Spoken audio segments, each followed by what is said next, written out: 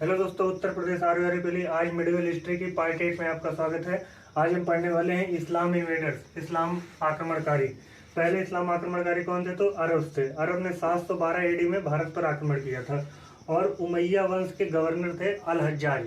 उमैया वंश के गवर्नर थे अल हज्जाज और उमैया वंश की राजधानी क्या थी? दमिश्क थी।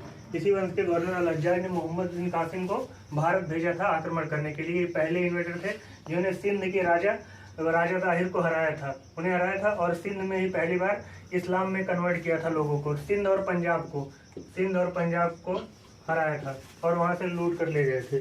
और सेकंड कौन थे? टर्क इन्वेडर थे जो कि टर्किश थे। वो क्या थे? गजनवी वंश के थे। गजनवी वंश के फाउंडर कौन थे? सुबकुतगीन गजनवी वंश के फाउंडर थे। और सेकंड आक्रमणकारी जो भारत में था वो था महमूद गजनवी। 998 एडी से 1028 एडी तक था और इस एडी तक अटैक किया भारत पे।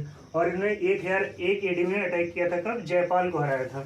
और फिर टोटल 17 बार भारत पर आक्रमण किया और 1018 में कन्नौज पर आक्रमण किया और कन्नौज को जीता। और 1025 में सोमनाथ मंदिर पर आक्रमण किया और उस टाइम वहां के राजा कौन थे?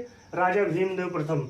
और 1018 एडी में जो कन्नौज पे जब जीता था उसकी बात कहाँ दी हुई है? तो तहकीक हिंद में।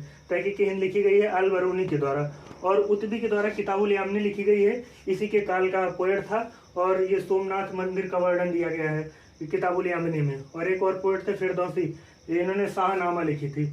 और थर्ड आक्रमणकारी कौन था भारत पे? वो था मोहम्मद गोरी ने 1175 एडी में भारत पर आक्रमण किया और वो भी टर्किश था। धन्यवाद दोस्तों, ऐसे वीडियो पाने के लिए हमारे चैनल से जुड़े रहे। चैनल को शेयर और सब्सक्राइब करें।